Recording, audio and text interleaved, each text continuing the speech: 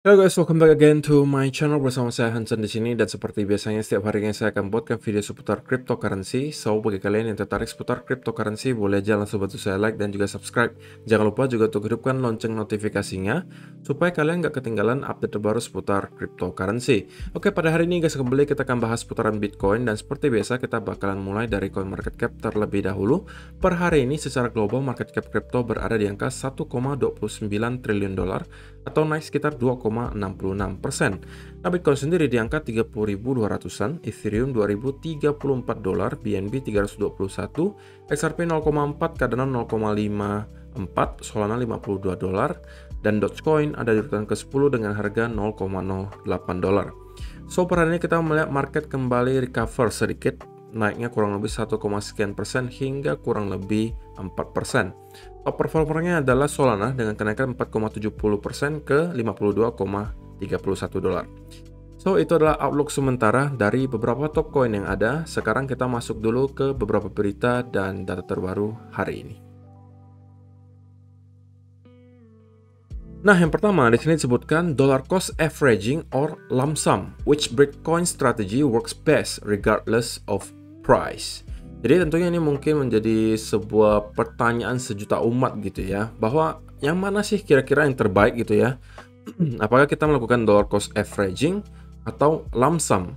Nah, bagi kalian yang nggak tahu apa bedanya, kalau dollar cost averaging, katakanlah kalian punya modal 100 juta yang pengen kalian investasikan gitu ya ke kripto. Kalau kalian memakai teknik dollar cost averaging, maka kalian masuknya itu nggak sekaligus, kalian cicil.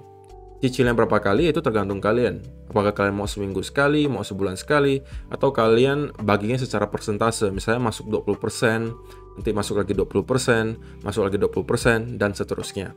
Nah, tapi kalau lump sum itu modalnya langsung sekaligus. Kalian punya 100 juta yang pengen diinvestasikan, itu kalian langsung masuk 100 juta. Gitu ya, jadi itu yang dinamakan teori lump sum. Gitu ya. Nah, kira-kira strategi mana nih yang terbaik gitu kan? Saya juga pengen tahu dulu, kalian kira-kira termasuk yang mana nih guys? Kalian termasuk orang-orang yang dollar cost averaging atau yang lump sum? Silahkan kalian kasih komentar kalian di kolom komentar di bawah. Oke, kalau kita bicara soal data, pertama kita pengen bahas soal yang DCA dulu ya, atau yang dollar cost averaging. Bahwa dilakukan riset dan ditemukan bahwa kalau misalnya kalian melakukan investasi gitu ya, di Bitcoin khususnya, dan kalian menaruh $1 setiap bulannya ke Bitcoin dari bulan Desember 2017 hingga sekarang, oke, maka kalian sekarang itu menghasilkan profit return kurang lebih 200%. Dan itu mengalahkan 99,9% dari semua aset manager.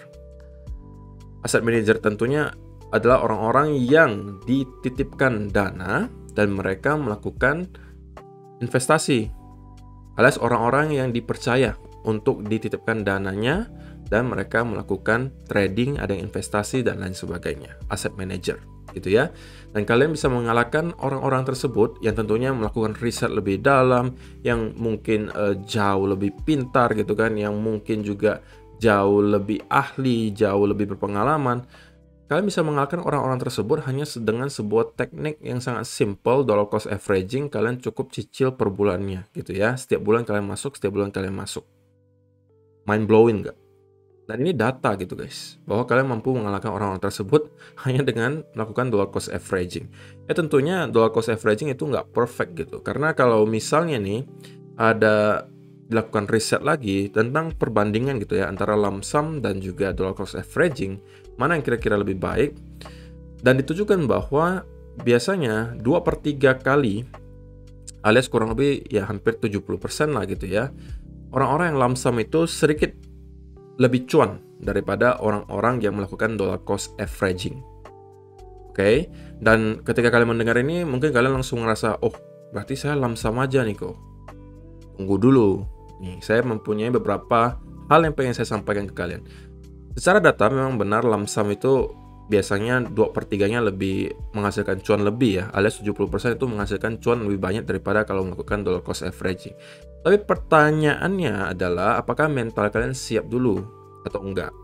Ketika kalian melakukan lump sum, katakanlah kalian beli Bitcoin di 40.000 misalnya nih. Kemudian Bitcoin drop hingga 30.000 dolar. Apakah secara mental kalian mampu hold jangka panjang? Oke, itu pertanyaannya. Ataukah kalian merasa mental kalian akan lebih kuat kalau kalian melakukan dollar cost averaging? Alias belinya 40.000 misalnya 20%, beli di 30.000 lagi 20%, beli di 28.000 lagi 20%. Menurut kalian mana nih yang kalian bisa bertahan lebih lama secara mental? Itu yang lebih penting guys, karena mau teknik apapun yang kalian gunakan, baik itu dollar cost averaging maupun lump sum, kalau misalnya kalian tidak mampu mempertahankan teknik tersebut sampai jangka panjang, alias kalian tidak konsisten dan disiplin menjalankan hal tersebut, kalian tetap tidak akan menghasilkan return yang baik. Jadi pertanyaannya, kalau kalian pengen lump sum, mental kalian kuat tidak? Yang kedua, kalau misalnya kalian melakukan lump sum, apakah modal yang sekarang kalian punya itu sudah cukup banyak gitu? Karena kalau kelebihannya di dollar cost averaging, katakanlah kalian sekarang menjadi seorang karyawan gitu ya di sebuah perusahaan dan kalian mendapatkan gaji per bulannya 10 juta rupiah gitu kan. Nah, kalau misalnya kalian dollar cost averaging, maka yang bisa kalian lakukan adalah setiap bulannya kalian sisihkan misalnya 2 juta, setiap bulan 2 juta, 2 juta, 2 juta, dan 2 juta, dan kalian lakukan cicil. Oke, tapi kalau dollar cost averaging atau lump sum, dan kalian misalnya pengen investasi 100 juta rupiah, ya berarti kalian harus kumpulkan dulu 100 jutanya gitu. Dan itu membutuhkan waktu yang lama, ya kan? Kecuali memang kalian pengen investasinya hanya 2 juta doang gitu kan, dan nggak pengen lebih. Nah, oke lah, mungkin kalian bisa pakai lump sum gitu. Tapi kalau misalnya kalian di dollar cost averaging, itu menurut saya lebih nggak terbebani lah secara mental gitu ya. Bahwa pertama kalian tahu kalian hanya menyisihkan sebagian penghasilan kalian setiap bulannya, kalian masukkan untuk investasi. Yang kedua, kalian juga akan terjaga secara mental apabila ketika kalian beli harganya drop lagi, kalian bisa cicil lagi di bawah, anggapannya sebagai diskon. Nah, tidak ada yang salah, tidak ada yang benar guys. Baik itu lump sum maupun dollar cost averaging, menurut saya sama-sama memiliki kelebihan dan kekurangannya masing-masing. Ini tergantung dari profil resiko kalian dan ketahanan mental kalian seperti apa. Oke, selama itu teknik A atau B, dollar cost averaging atau lump sum, selama salah satu dari hal tersebut mampu membuat kalian bertahan selama bertahun-tahun ke depan melakukan investasi, itulah yang kalian pilih, baik itu lump sum maupun dollar cost averaging, gitu ya. So, itu adalah soal dollar cost averaging dan lump sum. Kira-kira ada yang pengen kalian tambahkan? Silahkan kalian tambahkan di kolom description lagi, kolom komentar di bawah. Kira-kira kelebihannya yang kalian ketahui itu apa? Kalau dari lump sum, kalau misalnya kalian yang lump sum, kelebihannya apa? Kalau misalnya kalian yang merupakan dollar cost averaging, menurut kalian kira-kira kelebihannya apa? Silakan kalian kasih komentar. Oke? Dan ya, kalau kita berbicara soal bear market lagi, di sini juga disediakan data dari Rager gitu ya. The more you look at prior Bitcoin price history, the more one can think it's not the bottom. Jadi si Rager ini tentunya berbicara dari data historis, dari perspektif data historis. Kalau setiap kali kita masuk ke bear market itu biasanya ya kita bertahan kurang lebih hampir ya setahunan lah kurang lebih ya, dari yang top hingga ke bottomnya. Nah, kalau misalnya kita akan mengulang hal yang sama dengan yang terjadi beberapa kali sebelumnya, maka kita masih mempunyai kurang lebih 150-200 hari lagi guys, sebelum kita benar-benar mencapai bottom bear market, dan kita kemungkinan akan building momentum baru lagi ke atas, gitu ya. So ya, kalau ditanya probabilitiesnya ada nggak kok kita masih akan bertahan sampai 150-200 hari lagi sebelum kita mendapati bottom bear market? Ya bisa jadi guys, who knows gitu ya, who knows. Tidak ada satupun orang-orang yang mampu menebak kapan bear marketnya akan selesai, ataupun menebak di mana kira-kira harga Bitcoin akan menyentuh ketika bottom bear marketnya sudah tercapai. Sulit banget untuk ditebak. Kalau misalnya kalian mampu, congratulations. Tapi setahu saya akan sangat sedikit orang-orang yang mampu menebak secara tepat hal tersebut, gitu ya. So, itu adalah artikel yang pertama. Yang kedua, ini dari segi data on-chain ya, bahwa kita melihat number of addresses with balance greater or equal 10K, atau jumlah alamat Bitcoin yang memiliki lebih dari sama dengan 10.000 Bitcoin, dan ini adalah 7 hari moving average-nya, kita melihat ada terjadi kenaikan. Oke, alias kita bisa asumsikan apa? Bahwa para whales sekarang juga dalam tahap akumulasi, gitu ya. sekali lagi guys, ini adalah data gitu. Ini bukan opini saya. Saya hanya menyampaikan saja datanya. Yang ada ini seperti ini. Oke? Terserah kalian mau apakan. Kalian mau tidak percaya datanya juga boleh. Kalian mau menganggap ini manipulasi juga boleh. Kalian mau menganggap bahwa ini bisa dipercaya juga boleh. Terserah kalian. Tetapi tugas saya di sini hanya menyampaikan datanya yang ada seperti ini guys. Oke? Dan saya sampaikan apa pendapat saya. Gitu kan? Sekali lagi, pendapat saya belum tentu benar 100% guys. Pasti ada salahnya. Ya kan? Itulah kenapa selalu disampaikan, kalian jangan selalu bergantung kepada para influencer. Kalian harus tetap melakukan riset sendiri gitu guys. Riset sendiri. Jadikanlah informasi dari kami itu tambahan saja. Oke? Jadi ya ini saya selalu sampaikan berkali-kali. Jadi jangan sampai kalian kalau misalnya nih, katakanlah saya hari ini kasih sharing setup yang akan saya ambil gitu. Kemudian kalian juga ambil nih, ikut juga setupnya, tapi ternyata analisanya salah dan loss. Lalu kalian nyalang-nyalahin, wah kok kemarin salah nih, kok analisanya gini. Nah ini kan udah sering saya sampaikan gitu. Guys, kalau misalnya kalian tidak siap dengan loss, jangan trading gitu. Karena namanya seorang trader itu nggak mungkin 100% win, pasti ada lossnya.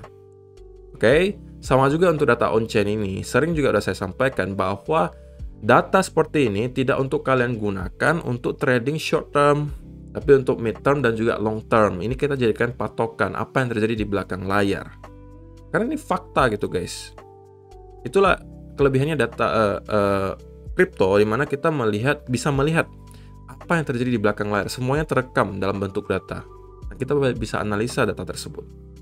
Gitu ya. So, itu adalah beberapa data dan berita hari ini yang pengen saya sampaikan untuk kalian. Sekarang kita bakalan update dulu untuk weekly chart lagi tentunya, karena kita udah closing weekly candle. Dan hari ini ya saya pengen bahas satu aja update gitu ya untuk S&P 500.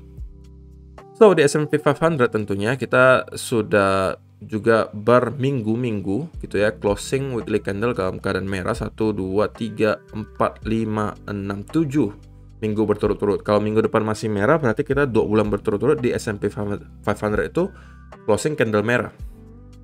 Dan satu hal yang menurut saya perlu kalian keep in mind, bahwa biasanya saat-saat seperti ini bukanlah saat-saat yang tepat untuk kalian panic selling gitu. Karena kita udah terlanjur drop sampai berapa persen kalau kalian perhatikan. Dan keep in mind ya guys, kalau di stock market itu 20% itu udah dianggap bear market gitu ya. Dan biasanya kalau secara data ya, kalau misalnya US tidak masuk ke dalam resesi, rata-rata S&P 500 itu kalaupun terkoreksi maksimal hanya sampai 20%. Dan sekarang kita udah di 21%. Tidak untuk mengatakan bahwa kita udah menemukan bottomnya, tapi biasanya ketika kita udah melihat drop sebanyak ini, biasanya itu bukan saat yang terbaik untuk panic selling. Karena keep in mind ya guys, walaupun kita bakalan drop lebih jauh lagi, katakanlah asumsinya kita bakalan drop hingga 50% nyampe ke 2250 di sini. Di pertengahan jalan itu selalu ada namanya relief rally, dead cat bounce, itu pasti ada guys. Dan juga kalau kalian perhatikan sekarang indikator RSI di weekly chart ya itu udah menunjukkan hampir oversold. Oke? Dan ini di weekly chart guys, ini sangat powerful. Kenapa? Karena kalau kalian lihat secara historis gitu ya, di S&P 500 setiap kali kita melihat RSI itu menyentuh kurang lebih area 30 sampai 25 lah anggapannya, 25 sampai 30, itu biasanya ya guys, biasanya tidak lama kemudian kita akan menemukan at least ada semacam relief rally atau bounce yang sangat deras. Terakhir kali tentunya kita ketemu di bulan Maret 2020 ketika itu Black Swan event COVID-19, kita melihat crash di pasar saham maupun di kripto. Nah, kita melihat indikator RSI-nya itu menyentuh angka sampai 20-an. Oke? Tapi ini short lived gitu guys, alias sebentar doang. Kemudian kita mendapati bounce yang super dahsyat gitu. Bahkan membuat V-shape recovery kemudian membentuk all time high baru. Sebelumnya, kalau kalian lihat juga sama, kita mendapati indikator RSI menyentuh ke kurang lebih area 32 sebelum kita mendapati bounce. Ini juga koreksi yang lumayan loh guys. Oke? Kemudian beberapa kali sebelumnya juga sama, ketika kita melihat RSI nyentuh ke 30 alias sudah oversold, kita tidak lama kemudian melihat ada semacam bounce. Di sini juga sama. Oke, kita melihat tidak lama kemudian ada bounce. Kalian juga perlu perhatikan bahwa tidak berarti ketika kita melihat oversold di RSI, minggu depan tiba-tiba langsung ngeroket. Bukan seperti itu guys. Kadang-kadang juga kita membutuhkan waktu misalnya 5-6 minggu untuk konsolidasi. Kalau kalian lihat di sini kita oversold-nya udah dari sini gitu kan. Tapi kita mendapati lagi satu drop, baru kita naik lagi. Oke. Dan hal yang sama juga terjadi beberapa kali sebelumnya. Di sini kita melihat beberapa kali oversold. Nah, yang pengen saya camkan di sini adalah walaupun kita akan drop seperti ini, katakanlah ya, kita akan drop 50%, di pertengahan jalan itu nanti selalu ada yang model seperti ini guys. Relief rally, turun lagi, relief rally, turun lagi, ada bounce lagi, turun lagi, bounce lagi, turun lagi. Oke, jadi kalau kalian yang misalnya merasa kemarin sangkut banyak gitu kan, kemudian kalian yang merasa exposure kalian terlalu besar di kripto, kalian pengen kurangin, namun kalian tunggu harganya mungkin ke level yang kemarin kalian beli. Nah, menurut saya, kita sekarang sudah sangat oversold di berbagai tempat, baik itu di S&P 500 maupun di Bitcoin itu sendiri. Jadi, kalau saya pribadi ya, kalau saya berada di posisi kalian yang misalnya merasa saya akan mengurangi exposure saya gitu ya, saya pribadi ya lebih akan memilih untuk menunggu relief rally tersebut, baru dari sana saya akan mengurangi exposure saya. Di sini juga sama, kalau kalian perhatikan, walaupun kita drop 50%, indikator RSI beberapa kali menunjukkan oversold. Dan di sini apa yang terjadi? Kita mendapati bounce. Oke, kita drop lagi memang. Indikator RSI oversold, kita bounce lagi. Drop lagi, RSI oversold, bounce lagi. Oke, jadi ya sekarang kalau kalian perhatikan, bentar kita hapus dulu ya. Oke, jadi sekarang kalau kalian perhatikan untuk indikator RSI-nya kita udah persis menyentuh area oversold-nya di 30 guys. Walaupun belum crossover ya, belum drop sampai di bawah 30, tapi kita udah menyentuh area 30. Oke, kalau dalam 1-2 minggu lagi kita tetap melihat ada drop terjadi di S&P 500, bisa jadi kita akan melihat RSI udah start untuk oversold.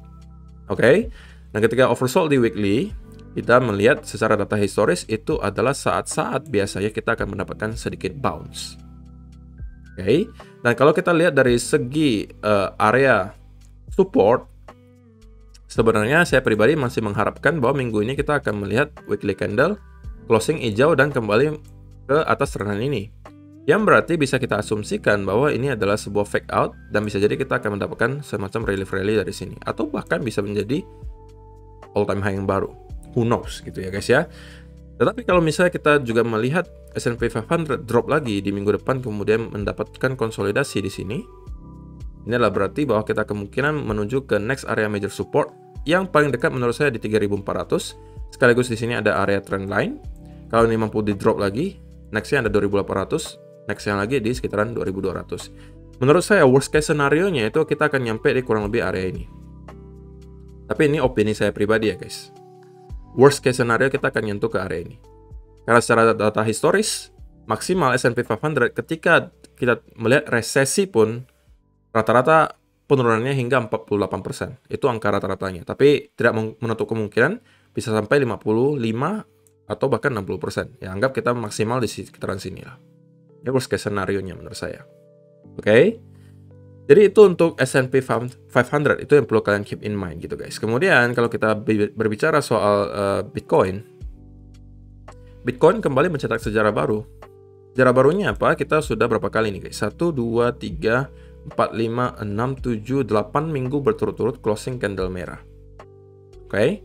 Dan sekarang OTW 9 nih guys, masih dalam keadaan merah. Apakah lagi-lagi kita akan closing candle merah? Hanya Tuhan yang tahu.